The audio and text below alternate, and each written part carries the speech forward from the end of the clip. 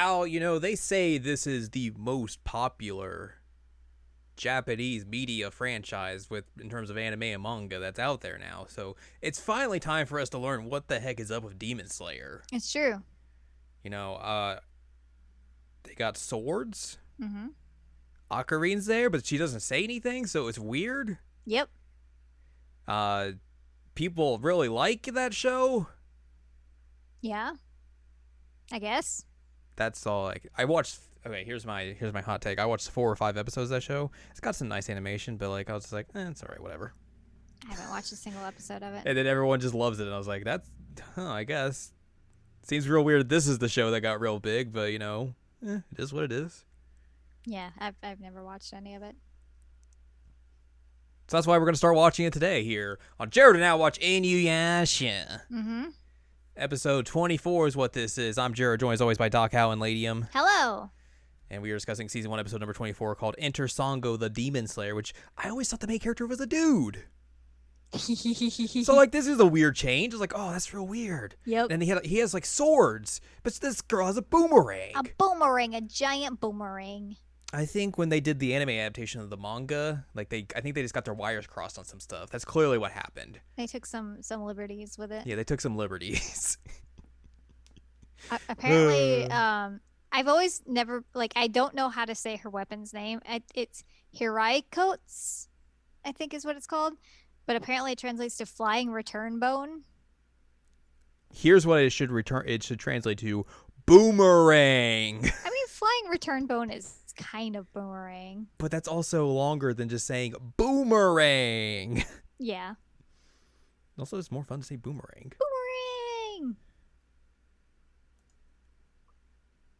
So yeah, we get to meet this character that has shown up in the openings and endings for the last 23 episodes, and we were I was like, who is this character and when are they showing up? And then we got the preview of this episode last time. I was like, oh, hey, it's that girl. I know her. Well, I don't know her, but I've seen her.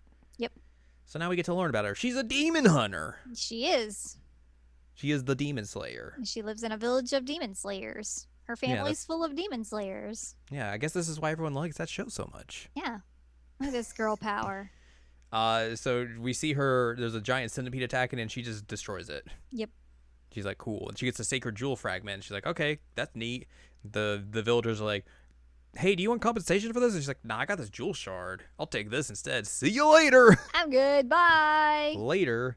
I do like that Sango is, very compliant to our current health statuses where she's wearing a mask and when she's working. Mm-hmm. I think that's real nice. Mm-hmm. It's real good of her. Real mature of her to do so. I will say I remember that there were many very good memes about this when the mask thing first came up during the pandemic. Oh, yes, of course. It was great. Everybody's like, look at Sango. She's doing the right thing. You should also do this. Our main team is in the forest. Mm-hmm. They got a little fire. The boys are sitting around chatting. Shippo's like, yo, you ever think about how many stars there are? And then Moroku's like, nah, dog, but pass the weed. Although Shippo does just completely wreck Inuyasha because he explains Naraku is getting these jewel shards and he's getting stronger every single time, and so he's gonna be real tough to take on at some point. We gotta get more than him so that we can be stronger. And Inuyasha's like, oh. Whoops, I didn't think of that. Anyways, Yikes. And then Moroku's like, by the way, BT dubs, my dude. What are you gonna do when you get all the fragments and you get the actual jewel back? He's like, well, I'm gonna be a full demon. And Moroku's like, you think you really are going to do that? He's like, have you not seen everybody who's been involved in these shards? They've all just become corrupt and evil. And then he's like, are you just gonna, okay, when you become a full demon, you're just gonna devour Shippo and Kagome, right? And they're like, and Shippo's like, wait, what about you? And Moroku's like, well, that's not gonna happen to me. Come on. He's like, you would be way tastier, Moroku. Nope. And then the entire time, Inuyasha's like, well, I've seen all the demons we've seen have been, they were bad from the start. I'm not bad from the start. It will be fine. Um, It's the like the not all men argument, but for demons. Basically, I'm also, not like most demons.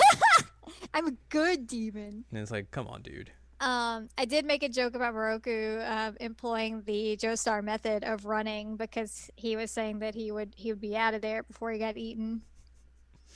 So I mean, He knows the secret technique. he does have to run because of the shenanigans he gets into with women all the time. So He's got some good cardio. he knows what's Yeah. up. But yeah, Inuyasha's like, I'm not a bad guy, and Kagome's just like over there in a sleeping bag listening to this. Just like wide eyed, like, oh god. Yep. Uh, the next morning, they discover the village that Sango was just in, and hear that she took a jewel fragment. And they're like, oh yeah, this girl says she's gonna take it because her homeland is where it originated from. And Moroku's like, do you know where the jewel originates from, Inuyasha? And he's like, I've never really thought of that. I know that Kikyo took care of it, but that's about it. We didn't really talk about the origins of this jewel that much. We were too busy, macking on each other. It's true. Sango goes home to her village, and everyone's like, yay, good job. She gets to hang out with her pet demon cat, whose name is Kirara, So it's Kirara and Kilala. So which is the English way of saying we don't know how to translate this. yep. So And we I'm gave not direction sure. to both. I don't know which one you want to go with, because I mean, the Japanese pronunciation would be Kirara, yes. Um, presumably. yes, Kirara. So I feel like that would be the easiest way to do it. She also, her brother Kohaku shows up and is like, Dad, I mean, the chief wants to see you. He's like, hey, good job. We got to go do a job. Also, we're bringing the kid with us. He's 11. You're 11 now. He's time to fight. And then Kohaku's like, is it true demons like spit fire and toxins at you? Scared. And Sanga's like, no, it's cool, dude. We'll just beat him up.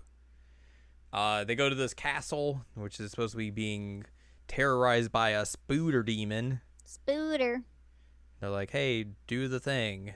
And Sango and her group are like, okay, we will do the thing.